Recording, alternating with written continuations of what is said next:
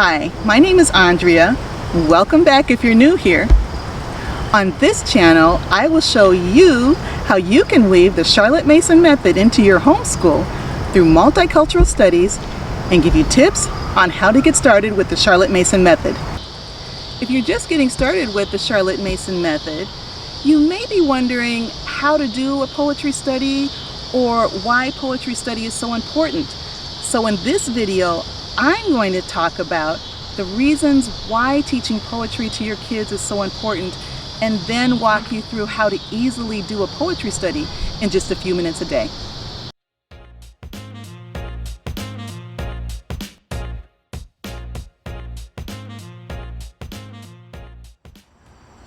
Why learn poetry?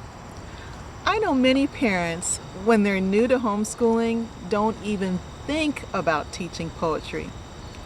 I know the thought never occurred to me when I started homeschooling. I was just trying to get the 3 R's done.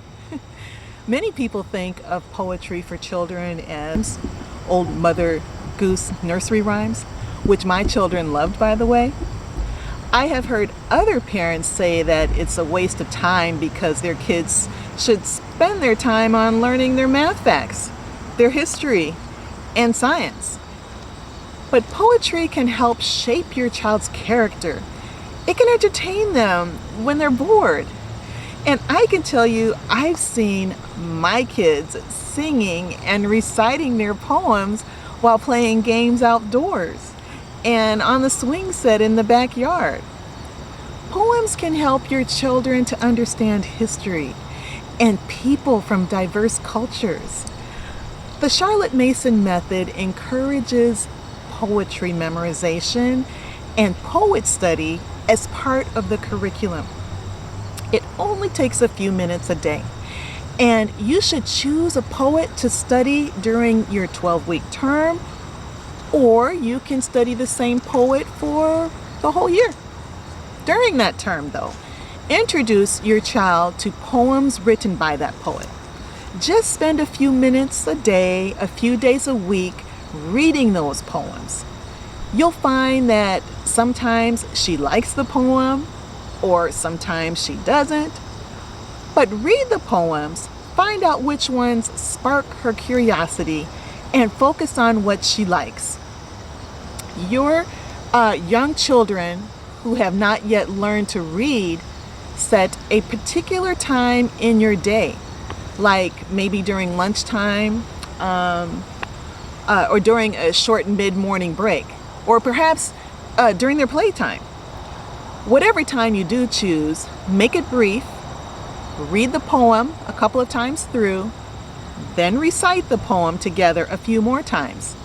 And depending on your child's attention span, for example, you may need to recite the first stanza, then start again and go to the second stanza, then start all over again, and then I like to have the child try to recite on their own the first stanza or two.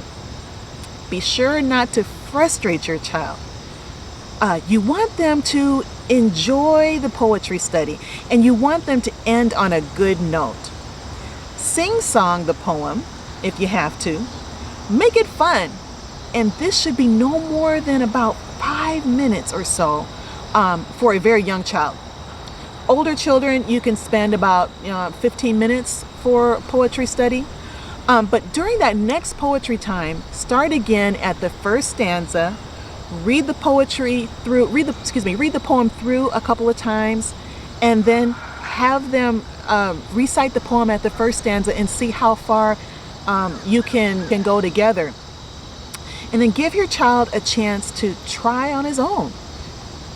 Choose poems that will spark your child's imagination, poems that will feed them positive words and thoughts, because these poems that he learns will stay with him and many times help to form his character and to help him to remember a certain thing. I've overheard one of my daughters in particular recite this poem about the months. 30 days has September, April, June, and November. Sometimes she creates calendars, and so I've heard her, reciting that poem, trying to figure out, okay, well, how many days does January have? And I'm at March. Okay, well, let me think about this. And then she recites the poem. So she does that while creating her monthly calendar and just trying to figure out how many days there are. Have you tried doing a poetry study in your homeschool? Let me know down below in the comments. So make sure you subscribe if you want to see more videos like this, and push the notification bell so you'll get notified when I post a new video. Now, if you're new to homeschooling and want to learn some homeschooling tips, make sure you watch the video on your screen now, and I will walk you through some homeschooling tips for beginners.